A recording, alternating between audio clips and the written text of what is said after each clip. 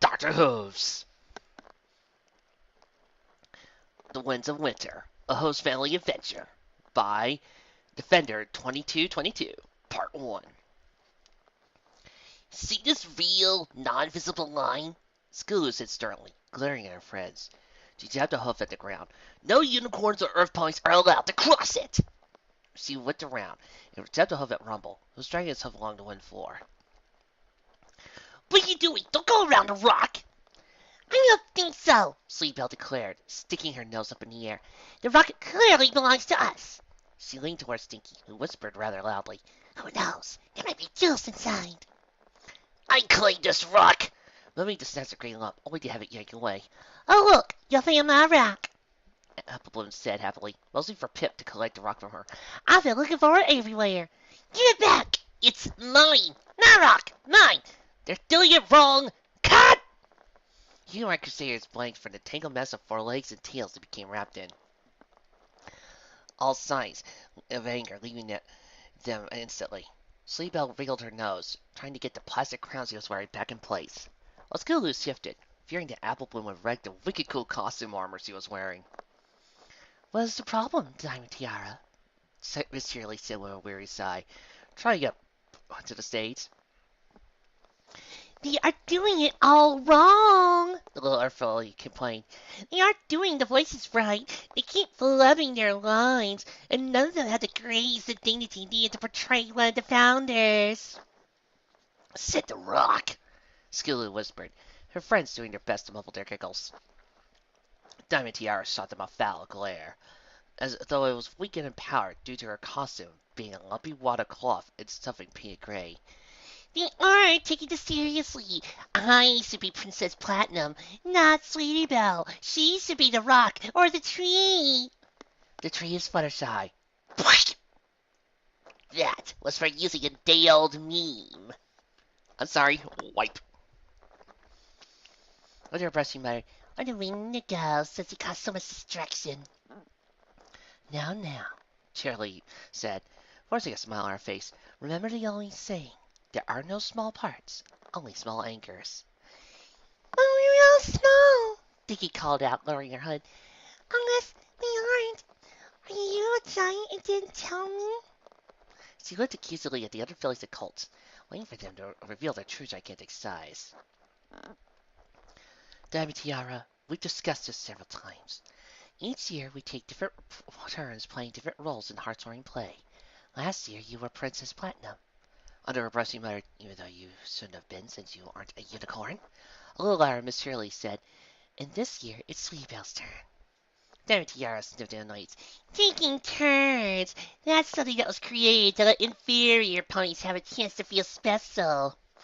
What do you call them inferior? Snappable snapped. You, Applebloom, Sleepbell said heavily. She's calling you inferior.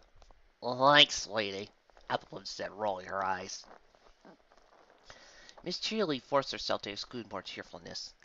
Well, I think we're almost ready for this play this Friday. So, why don't you all head home and rest up? Yeah! Skulu said with a smirk as he pulled off her helmet. You'll need to really focus on being the best rock ever. You, Diamond Tiara sputtered. She took a calming breath and gazed at the other fillies and colts, a wicked gleam glowing in her eyes. She waited till Miss Shirley was out of earshot before hissing, Perhaps I should talking about my father to making a donation to the school. A few thousand will be enough to get us a new stage. And of course, Miss Shirley will be so excited she'll give me the part I deserve and force you pathetic little fillies to be the rocks. A few thousand what? Dinky blinked. Excuse me. You're a briber with a few thousand what? Dinky grinned. Is it muffins? No, it's not. And why would you need to bribe her? Dinky asked in confusion. Walking towards the left stage door. I thought you said you were the best for the role. If that were the case, would Miss Shirley just give you the part? You only have to bribe her if you weren't the best. Diamond blinked, her lips stuck up in brow furrow, as he tried to follow Dinky's logic. Deciding that she had been insulted, she rushed over and blocked Dinky's way, placing her little body in front of Dinky at the exit. You think you're clever, aren't you? Asking. You.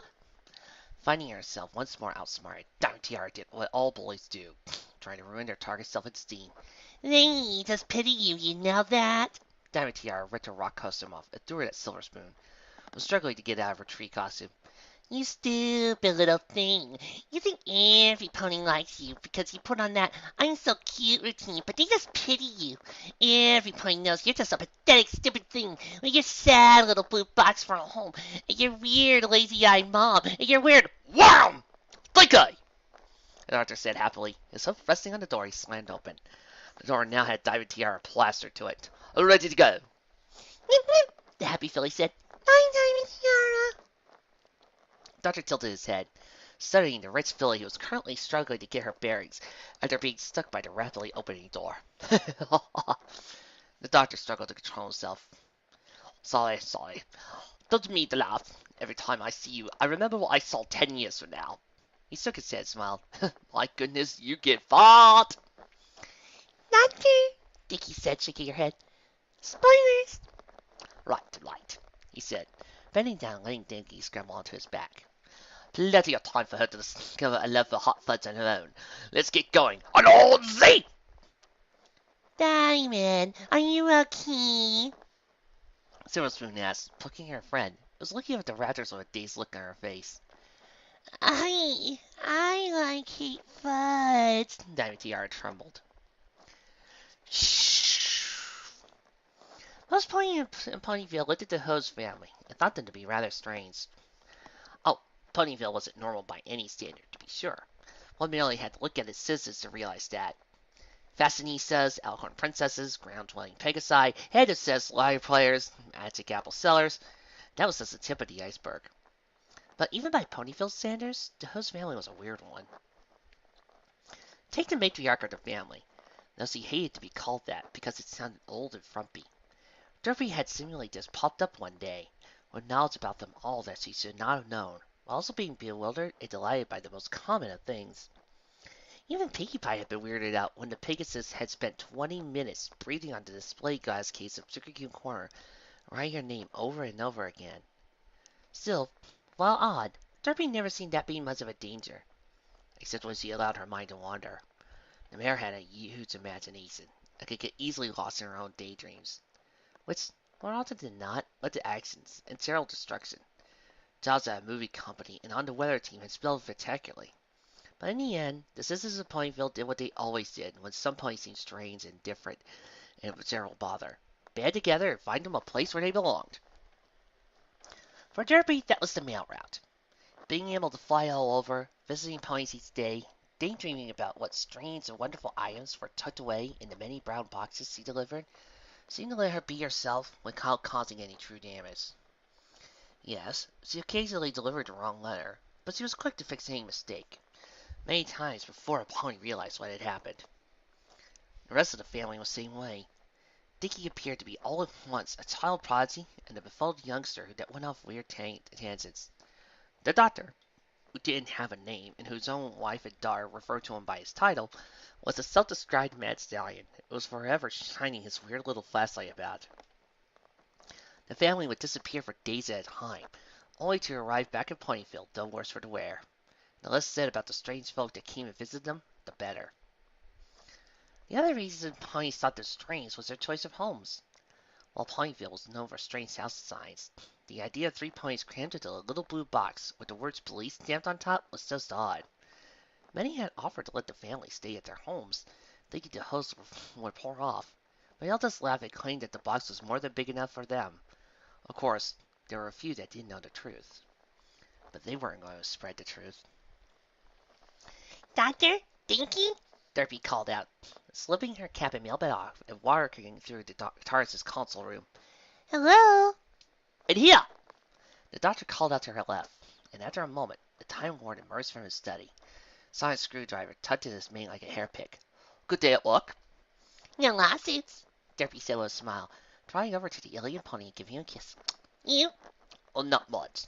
Hard to diss my stalker again, but it wasn't that much of a problem. The Time Lord shook his head.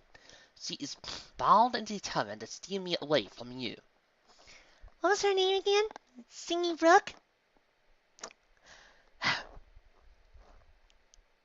River Song joke? Check! Something like that. There was water involved, that's all I know. Main movie of the piggy pies, if one can believe it. The doctor tapped his toes together and grinned. Now then, what to do for supper? The doctor said, tapping his chin. I want something fitting, with a bit of spice. Think classy and noodles, maybe something from the Third Dynasty. Derpy made a face at the doctor's side. Oh, yes, I forgot about your aversion to eating anything made from an animal. I do say, though, you should really consider expanding your horizons. Greenland crisp bacon, for example, is just to die for. Die, Doctor, die, Derpy reminded him. Keyword there. The Time Lord sighed. Right. Ooh, okay. How about authentic Imperial pizza? We could stop off at 500 AD, just when they were really getting a kick for it, and work out the kinks.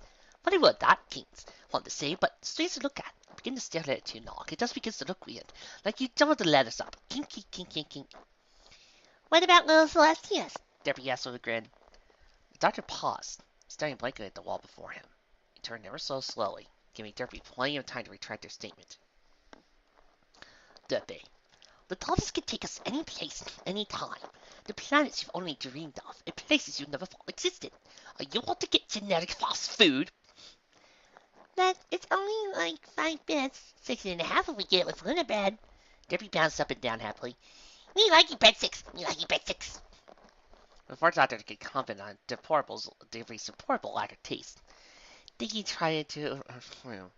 Her face closed up and she mumbled to herself, The fire of our friendship. The fire of our friendship. The fire of our friendship. The fire of our friendship. Noodles! Language, Derpy scolded, though she did smile as he walked over to her daughter and kissed her on the forehead. Sorry, Mama, Dinky said, scuffing her hoof against the TARDIS floor. Good girl. Now, what has you cursing like a Capricorn? Dinky plopped down, blowing a strand of her hair from her face. I'm trying to get ready for the plane, and I keep feeling like I'm not doing the Clover or Clover justice. This isn't about what that future little chubby said, is it? The doctor said, checking her wiggly lever to make sure it was wiggly enough. Dinky shook her head. Seeing how WTR's teenage years would go down, it was hard to take her seriously. She only wished she could let Scootaloo, Applebloom, and Sleebell know that things would get so much better soon enough. No, not her. I've been worrying about this since Miss Yearling gave me the part.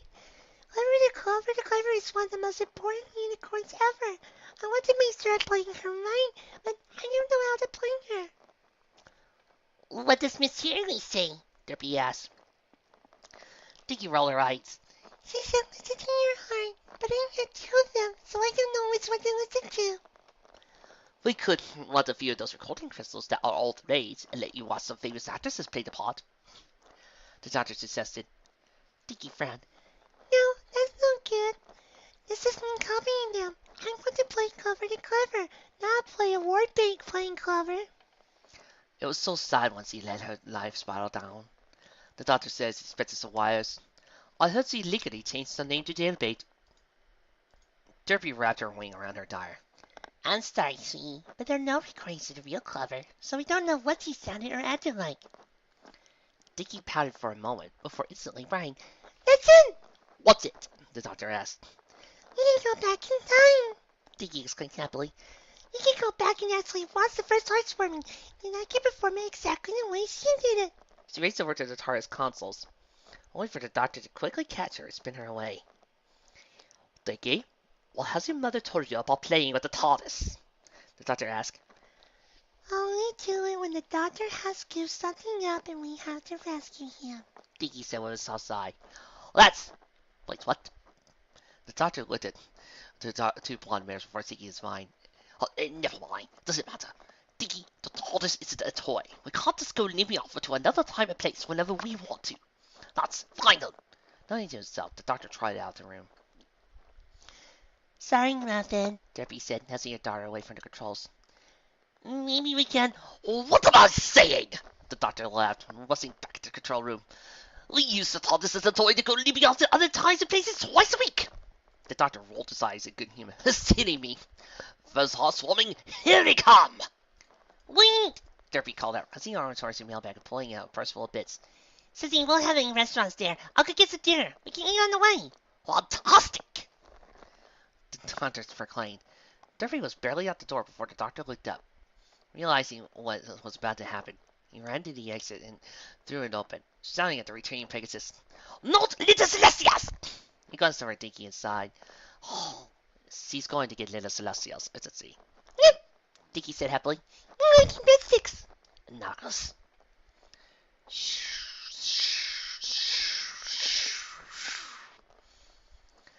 Equestria, 15 BC. Doctor, Derpy scolded. cover your mouth. I wouldn't be emitting gases if you called real pizza instead of that processed. Never mind. The doctor guided his family over to a set of crystals, standing for a moment before nodding to himself. The TARDIS had landed in a cave where the leaders had fought and become trapped by the Wendigos, where Clover the Clever, Smart Cookie, and Private Pansy had discovered the fires of friendship. They were perched on a rocky outcropping above the main chamber of the cave, surrounded by crystals. A light, the doctor said, fumbling with a sonic screwdriver before getting into the correct position. He pointed at the crystal. It smirked when the surface began to clear, just like a window glass. This crystal is like a one-way mirror. We can see the founders, but they can't see us. He sought the two a look. But we must stay quiet. Derpy nodded, unzipping her lips shut. She then paused, unzipped them, grabbed a piece of pizza from the box standing next to her, and happily chewing on it. Dinky, meanwhile, pulled out her notebook, ready to begin jotting down her findings on Clover. Well, I never imagined them looking like that, Dinky whispered. The doctor nodded. Yes, seems history took some liberties. Princess Platinum, for example, was hardly decked out with jewels and gemstones, like most of the paintings would believe. Yes, her clothing was fancier than pony heads or hurricanes, but any pony that wore them to the Grand Gala would be laughed out of the castle. Hurricane's armor wasn't the flashy steel one would expect. Instead, he wore cloth armor with bits of metal attached, not the grand warrior image the white statues in Clownsdale would have one to believe. The chancellor didn't act as bubbly as many portrayed her, and her clothing was rather plain and muted. She certainly didn't have a hat that looked like a pudding cup. The same was true for their aides, who wore similar outfits as their leaders. As for Clover, does any other pony think she looks exactly like Princess Twilight? Derpy asked. Almost eerily so, the doctor stated. Why is that? Dinky asked. Do you think it's some sort of strange magic? Just repeating itself? Is Twilight the reincarnation of Clover? The doctor waved her off. Well, only so many faces all teens can create. I'm sure there are bound to be some duplicates every once in a while. Like that Pegasus pony that looks like you? Derpy asked. Doesn't remind me, the doctor grumbled. Dinky hissed. It's happening. The host family watched as the founders were frozen, the howls of the Wendigos filling their ears. Derpy shifted, gathering Dinky in her arms, while the doctor looked up, keeping an eye on the icy spirits, lest he decide to attack his family. Dinky, however, showed no sign of fear. Still focused was she on what was happening below. This is it! Dinky whispered in glee as the Wendigos faded from sight, their howls becoming little more than whispers. Now the three will begin to freeze to discover friendship. Chancellor? Smart Cookie called out, trapping the icy cell that covered Pony head. She turned towards Clover, staring at the unicorn. Yeah, you dirty horn-headed witch! What? The doctor said in surprise. Release my chancellor or I'll buck you in the next week, Smart Cookie shouted. Me? It is Pegasus weather magic that has captured my princess, you filthy mule! Clover whipped her around, horn glowing as he stalked towards Pansy, snarl on her lip. How dare you attack one of your betters? Oh, did I? Pansy said sarcastically. I didn't see me attacking Pegasi. Release her! Smart Cookie roared, stamping her hoof. Release yourself, Pansy shot back. You Earth and Unicorn ponies are trying to unite against the Megasis fighting Pegasi nation. Ha! The kingdom of unicorns would never sully itself with dirt ears. That's because you're too busy bugging your cousins to realize you're so inbred. You can't do a lick of magic. Smart Cookie snapped. kicking a rock at Clover, who barely dodged a projectile. I have so been playing Clover wrong, Dinky whispered, scribbling down some notes. What? The doctor repeated. I will not stand for this, Pansy declared, darting Hurricane's abandoned helmet. I, Commander Pansy, new leader to Pegasus Nation, declare blood war on the Earth and Unicorn tribes. We all do the same. As do we. When we're done with all you Pegasus, I will have your wings clipped, and the Earth ponies will be in chains, exactly as you should be. Now, before we cut off your horns and shove it off your rear. And with that stick, you'll already have it where you should have plenty of company. Smart Cookie challenged, backing away from the advisors. All three ponies glared at each other for several moments before making their escapes, wanting to return to their tribes. War was coming, and each of them wanted the advantage of being ready first. This isn't right, is it? The Derpy asked. I think I remember this in one of the plays. What? The doctor exclaimed for the third time.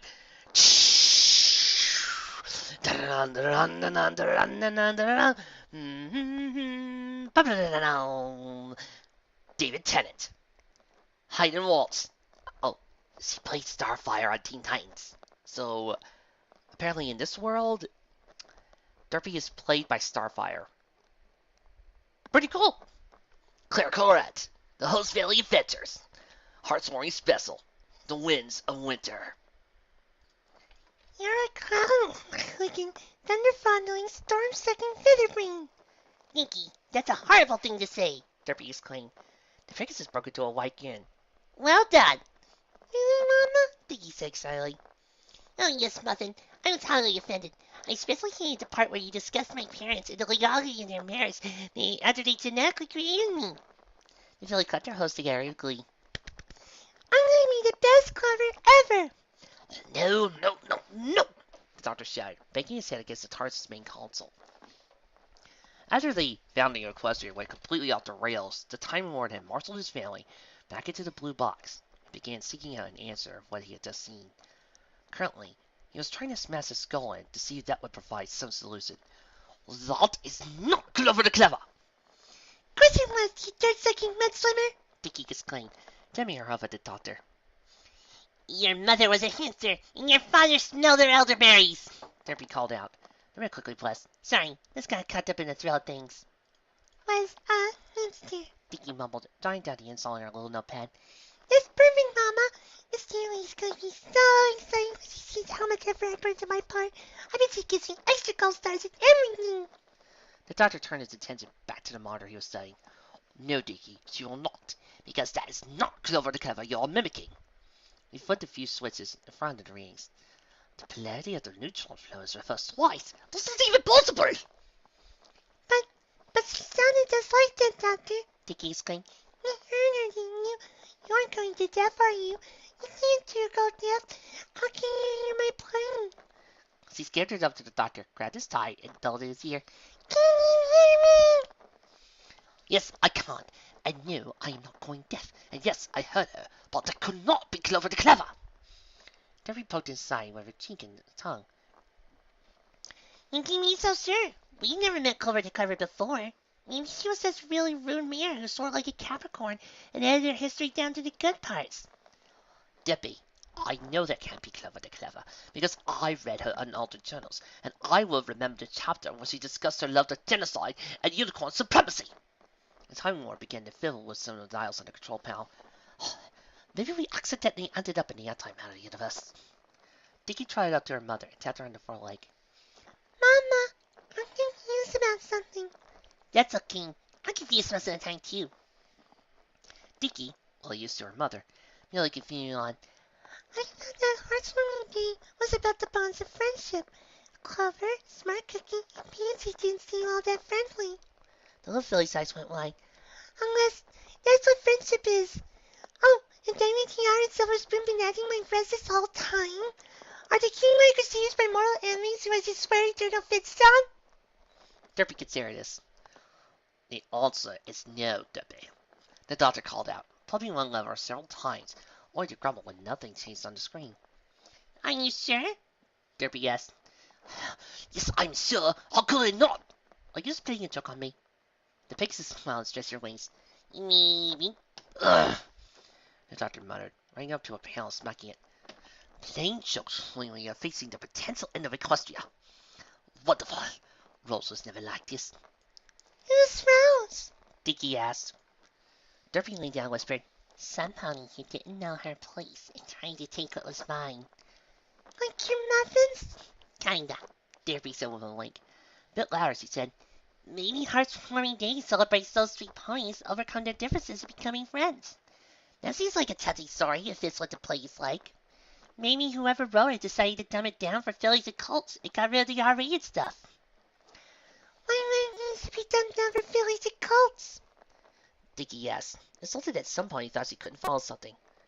For Celestia's sake, she solved the Atraxi conundrum before she could walk. A play was nothing. They wanted to kill each other, Debbie, the doctor pointed out as he turned a large crank, looking up expectantly, only for a smile to fall when the lights above him turned blue instead of green, and dubstep music began to play. The system is down. The system is down. Oh, how did I get strong bad? What could possibly make them want to become friends? A shared passion? Maybe they all like to knit? They all hate each other, so they have that in common. Dinky stared. Derpy grinned. Exactly. No, not exactly. The doctor snarled, pointing his sonic screwdriver on the main console. The probe flash blew. The vivian head slowly for a moment before letting out a sound like an engine sitting down. What? You shouldn't hate that sound like that! The doctor shook his head. Anyway, Housewarming Dave was not established on mutual hatred. Tucking his screwdriver away, he returned to the main monitor and went over his findings, examining every bit of raw data he could find. Something is wrong here. A temporal flux, or a parallel timeline, or a collision with dark matter. What is it? Derpy asked, trying over to the doctor and looking over his shoulder as he looked over his final findings. None of it, the Time Lord finally admitted, hanging his head under defeat. We are all in the right place and this is the right time, but something is terribly wrong. Something that, if not fixed, could mean the end of Equestria as we know it. The doctor trotted away from his console, shut his eyes as he allowed despair to begin seeping into his bones. He leaned his head against the rail and slugged the soldiers of the fleet. It is a waking nightmare. An Equestria divided among tribe lines. No unity, no harmony, no sense of mutual belonging. None of the 3 tribes could survive like this. They will fail, and I will have to watch, as I have so many times. I thought that here, in this place, I might finally be able to stop running, as I have done for all my life. But instead, I find that death and destruction, hate and wrath follow me. We're dang early, Dinky called out. What? The doctor said, instantly snapping out of his brooding. Dinky scrambled on top of her mother's back, so she could get a better look at the TARDIS console. She dabbed her hoof at one of the displays. According to the time of Gates, it is December 23rd, 15 BC. Our swimming Eve happened on December 24th, 15 BC. We're a day early. Or 366 days late if you want to get here on December 23rd, 14 BC. But, the doctor sputtered, rushing back to cover the consoles, examining the time of gauge. The Dinky was right. It did read December 23rd. I said this right before we left. Did we hit an hour storm or a chrono twister that damaged the TARDIS' internal directional drive? The doctor pulled out a screwdriver once more, began to scan his beloved blue box. This is not good. Not good at all. If the TARDIS is Thomas, we can't risk using her. We could end up flying to a sun. Or we need Crystal run in less than 11 parsecs. Dinky exclaimed in fear. Exactly. I'll need to take a few hours to examine all the connections to see. Do you remember to set the clock back an hour after daylight savings? Derpy asked innocently. The doctor looked at her, a befuddled look on his face. How would that affect it? Unless one takes into account the process of war. Knockers. I told you to set the clock back, Derpy said, tapping her hoof against the floor. The doctor's in trouble, Dinky said. The doctor looked at the controls before nodding to himself. Yes, I made a mistake. But like nearly all the other times, I made a mistake. What's our money? Remember that thing with Twilight Sparkle and the brownies? Derpy asked helpfully. This one is easily turned into a success! The Time Lord ran over to a door and tugged it open, pulling out a massive rack of clothing, filled with all sorts of garment he had worn in past incarnations, as well as pieces left behind by former companions, before the Time Lord finally settled down with Derpy. By landing here a day early, we now have a chance to assert that history occurs correctly as it should. Something foul is afoot, and it's up to us good, upstanding, traveling matters to fix it. The doctor ran over to the mare and filly, pushed him towards the rack. The quick, dress warm while I get supplies. It'll be awfully cold down there, even without the wind that goes about. Well, we need to go to be even colder. No need to freeze our flanks. I'll be back in a moment. Just need to cancel Clover's notes. He charged out the door, like the fires of hell were on his host. Doctor! Derpy called out. Yes, the Time Lord asked, poking his head out the control room. Daylight savings time? The doctor weakly smiled and walked over to the TARDIS clock. Fall back, not spring ahead. Right. The doctor said with a embarrassed grimace. What will you ever do without us? Dinky said, trying out a pair of the doctor's brain specs. Wait, is that Dinky with a pair of oversized glasses? Oh, plop! It's a good thing I got myself that quadruple bypass after the last time I had a heart attack due to Dinky coopness. So, where are we going exactly? Derpy asked, flipping the long, brown, green, yellow, red, black, and blue scarf over her shoulder. A fedora topped her head, and the long brown cloak also hid her wings. This was great, since they were making their way through Earth Pony territory. They all smelled candy in the pocket, which, while a bit fuzzy, was still tasty. Dinky was wearing a red stocking cap, at first to hide her horn, and let her happily play with the poof ball that now hung in front of her, and a fluffy yellow winter coat. The doctor was decked out in a tall furry hat and a black Renaissance coat he picked up from the year 823 AD during one of their many almost revolutions. It's useless to try to talk one of the leaders. Sister Frozen? Dinky asked, kicking some of the snow and giggling as it flew all over. Not those leaders, Dinky. Since they got frozen, the tribes will elect new leaders. Most likely Clover, Small Cookie, and Private Commander! Derpy reminded him. Commander Pansy. I might be an eternal optimist, but even I can see that way will only be a waste of energy. So, are we giving up then? Derpy asked, considering this. Okay, I'm in. She fell to the ground and threw her forelegs up and sighed.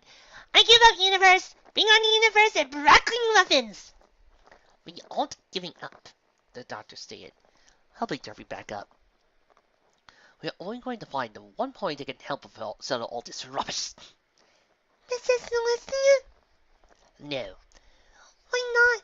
The princess is pretty tough and strong.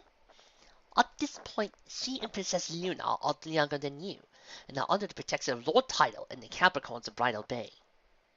Dinky sucked in her lips and shook her head. Let's not go visit the Capricorns. They all learned about the Capricorns last month during geography class. Mr. Lee explained about the warrior culture and their king, who raised Princess Celestia and Luna when they were foals. While most of the boys, Skulu, have been excited to hear more war stories about the mighty Capricorn army that swam beneath the waves and fought glorious battles against deadly foes, Dinky quickly decided that all of the many species her and her family could visit, the Capricorns would not be one of her picks. Is it me? Derpy asked. Why would... No, Derpy, it isn't you, the doctor said, noticing the mare's slight smile. Sometimes it was easy to forget that Derpy was a notorious prankster. Like some ponies, he hid her talents quite well. We need to find Starswell to build it. I dressed up for him for Nightmare Night a few years ago, Derpy said happily. Twilight did too. She was so embarrassed. That's because your costume was better than hers, Mama, Dinky chimed in. The doctor continued on, having gotten used to Dinky and Derpy going off on weird tangents while he was trying to explain his plans. The problem isn't mechanical. My screwdriver told me that once back in the cave. So, either another race has interfered with the emotions and feelings, or some kind of magic gobbledygook has been placed to found us. I'm leaning towards the first, but I can't crawl out the second.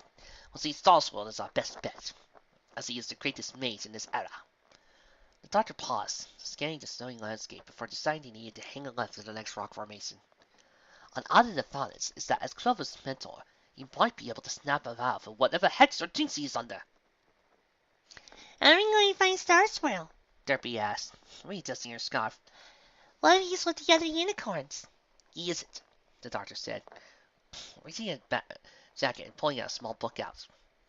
This is a copy of Clover the Clever's diary. You stole her diary? Dinky gasped.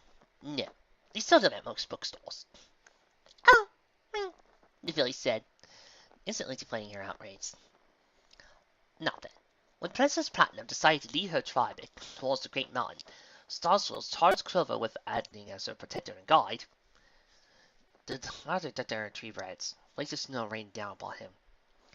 She wrote that Starswell had decided, whilst he went down upon this task, that he would head out to a point of great spiritual power and enlightenment, in order to seek out answers from the universe that might allow him to better guide his tribe and prevent the errors that doomed their lands the first time.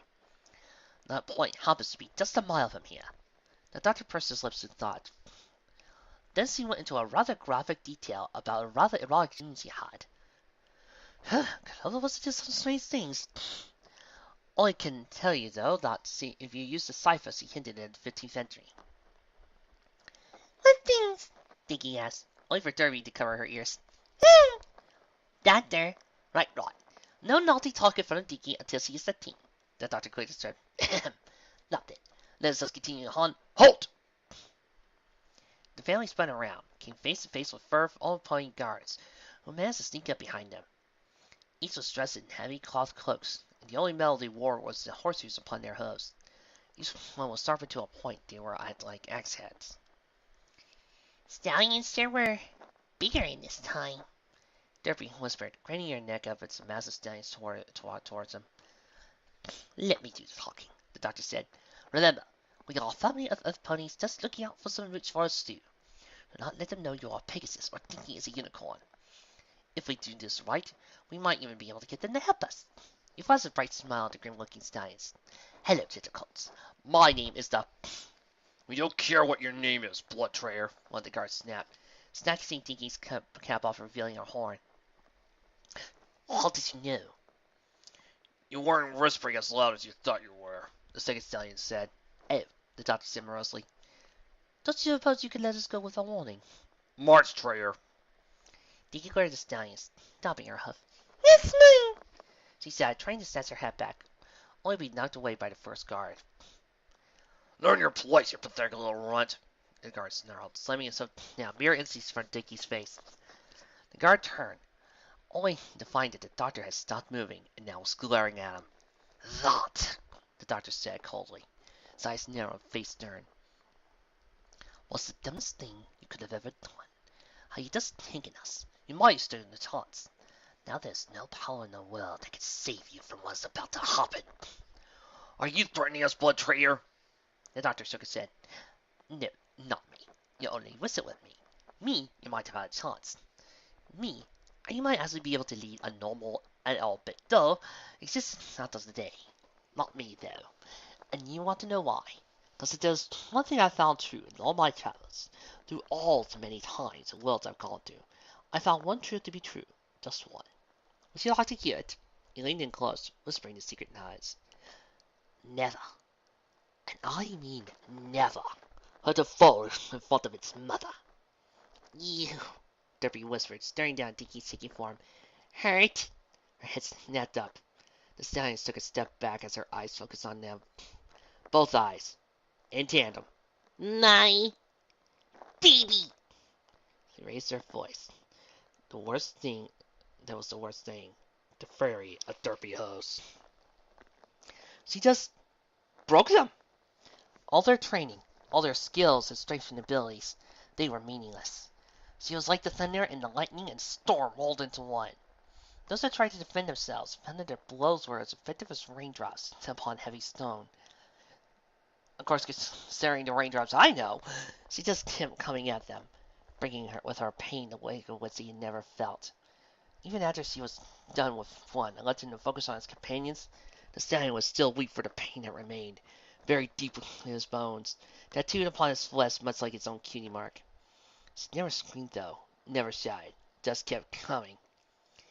Yes, you had nothing. Derpy said happily, pulling the red stocking cap from one of the guards' trembling form. Thanks, Mama. Dinky said happily, slipping her hat back on and happily bopping the puffy ball at the end of it. The doctor said, looking down at the guards. Consider that a well-learned lesson. Now then, ladies, let us continue on. The star swirls are around here somewhere, and we must... As much as things change... A voice called out. The family once more whipping around towards another stallion, and had managed to sneak up upon them. How do ponies keep managing to do that? You are like the pony in my magic textbook. Dinky exclaimed loudly. Okay. Look. I know that Starswell the Bearded now has an official voice in the show. He now has a canon voice and sounds nothing like Ian McKellen. However, we have done this show for how many years now? And I have so far ingrained Starswirl, the voice of Ian McKellen, for that long of a time. So, instead of using his canon voice, I'm going to continue using Ian McKellen. That, my dear, is because I am the pony from your magic textbook. The old stallion tipped his dark blue hat, beard brushing against the snow upon the ground. He had a golden tan coat, and wore a long blue coat dyed with stars and trim of bells. A great oaken staff was held in the crook of one of his forelegs, twisted and weathered and yet strong, much like its owner. The stallion's face was old, but his eyes was deep and dark, held a youthful spark in them that had not been diminished by his many years. It was at once old and young, with one hoof in the realm of mortals and the other in the land of the never-dying trod. And once Dinky and Derpy looked upon the stallion and thought of the doctor. Starswell the Bearded, at your service. I have been waiting for you, Doctor. Starswell! I am... Wait, what? The doctor blinked. How do you know my name? He knows your name? Derpy asked, looking around nervously, expecting the creepy silence aliens to suddenly appear. No, not in this story. Perhaps another time. Oh, sorry, silence. See you later. What a nice... Who was I talking to again? Not that name. I mean, how do you know that you are the doctor? Starswell asked with a smile, crossing the family. He gave the earth ponies guards a glance, knocking one with his staff and muttering to himself, clearing annoyed that they attacked the family. I know that your name and those of your companions for the same reason you told me to meditate. You told me. At the confused looks, Starswell smiled, motioning for them to follow. You seem all so young. It warms my heart. But come, we can discuss this all on our way. Our way? Derpy asked. Our way where? Well, yes, Starswell smiled. On our way to save Hearthswarming, of course. You know, I think reading Hocus Pocus last year helped fix my voice. Because doing Dinky for that long didn't hurt nearly as much as last time.